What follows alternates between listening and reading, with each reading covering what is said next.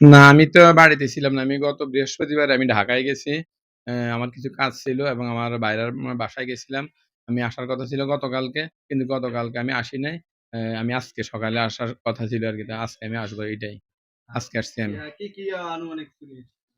আমার চুরি হইছে আমার এখন যেটুকু দেখতে পাচ্ছি এর মধ্যে আমার টাকা ছিল প্রায় ২ থেকে ৩ লক্ষ টাকা। আমার সন্তানদের কিছু জমানো টাকা ছিল প্রায় ৫০,০০০-৬০,০০০ টাকা। আর হলো যে স্বর্ণ গয়না আছে। স্বর্ণ গয়না ১০ থেকে ১৫ ভরি হবে। হিসাব নাই যেহেতু আমার ফ্যামিলি এগুলো ব্যবহার করত। আমি প্রায় সময় যখন বিদেশ থেকে আসতাম তখন আমি অল্প, অল্প করে এখানে তার জন্য আনতাম একসময় একটা। এবার আসার সময় আমি একটা ব্রেসলেট নিয়ে আসছি।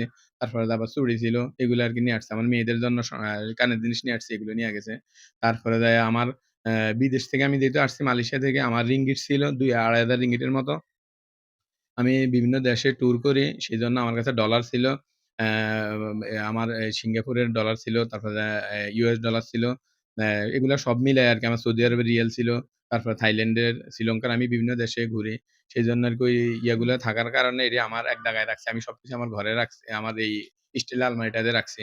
এটাতে প্রায় মানে ডলার হিসাব করলে ১ থেকে $১,৫০০ হবে আরকি ইউএস ডলার। হ্যাঁ, তারপরে গিয়ে আমার আরো বিভিন্ন এই যে আমার নতুন কাপড়-চোপড় ঈদের জন্য, পোলাপানের জন্য, আমার ওয়াইফের জন্য কাপড়-চোপড় কিনছি।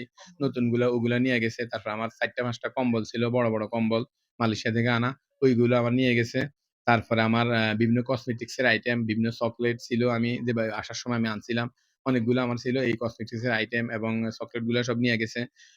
তারপরে যাইয়া আর আমার পাসপোর্টটা পাইছি। পাসপোর্টটার সাথে আমার মালয়েশিয়ান বিভিন্ন কাগজপত্র ছিল, ব্যাংক কার্ড-টাড ছিল।